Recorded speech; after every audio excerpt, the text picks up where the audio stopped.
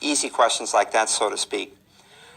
They're going to ask you a question that says, if you have a lot that measures so many feet by so many feet, and what percentage of an acre is that lot? So you're going to have to put some facts together.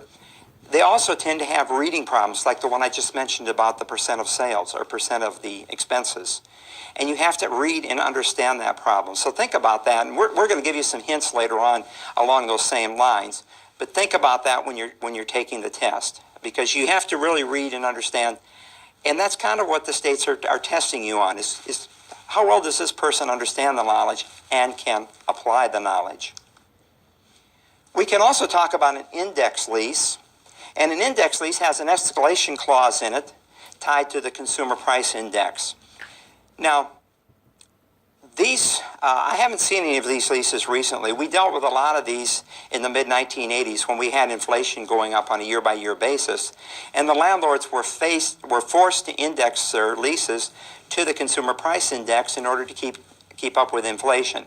Inflation, as you know, has been low, relatively low during recent years. And so we've seen a moving away from the leases tied to the consumer price index.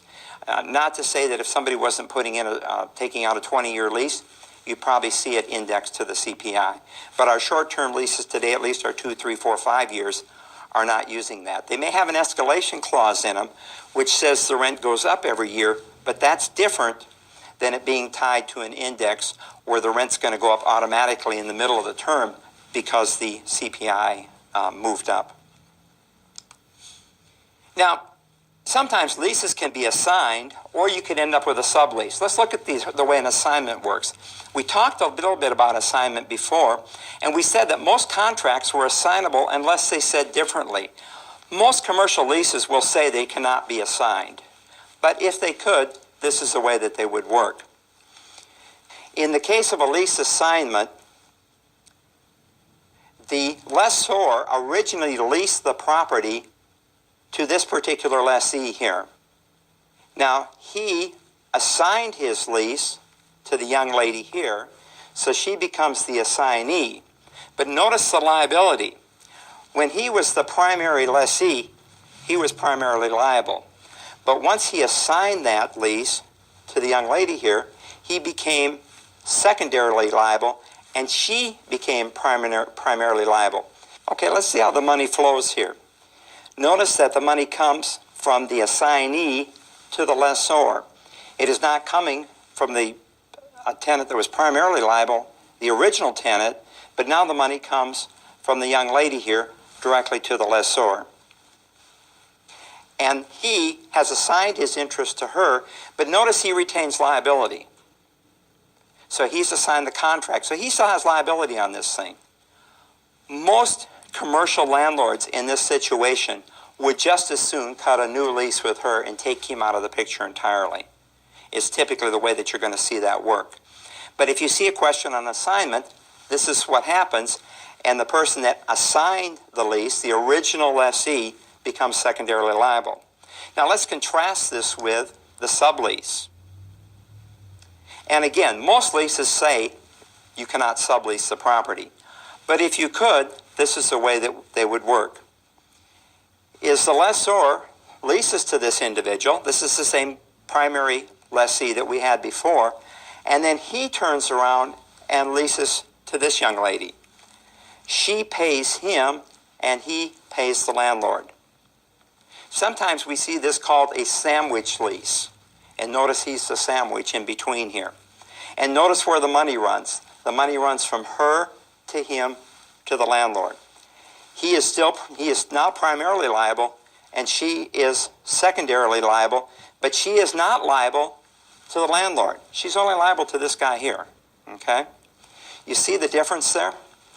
Is that here our second tenant is primarily liable to the lessor, and our original tenant is secondarily liable. But in a sublease, he retains that liability, and his sublessor, or sublessee, excuse me, becomes not liable to the lessor, but is liable to the guy in the middle. And again, that'll sometimes be referred to as a sandwich lease. And typically, your leases, the language in your leases, will not allow this situation. But if you see a question on this, now you know how that operates. When you terminate a lease, the best way, of course, maybe would be the expiration of the term of that lease. You may terminate by mutual agreement. Remember, we said in a contract, one of the resolutions of a contract, and a lease is a contract, is rescission and restitution. That's what we're talking about here. We rescinded the deal and we restored the parties to their original positions. We could have a violation of the terms and conditions of the lease. The primary violation of a lease is, you probably guessed it, it's non-payment of the rent. That's the primary violation.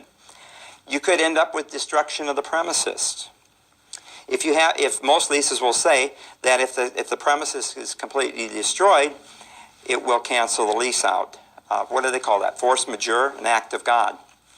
And we've seen a few of those, especially with Katrina in recent years here. And finally, if the tenant doesn't move and you need him to move, again, probably for non-payment of the lease, you have the eviction process. Now, when you have an eviction process, what that's going to be called is something that you should be aware of the term, is you'll file a lawsuit, and normally you're going to file it with the Justice of the Peace in whose jurisdiction the property resides, and we're going to call that a forcible entry and detainer. You might also see it referred to as a suit for possession.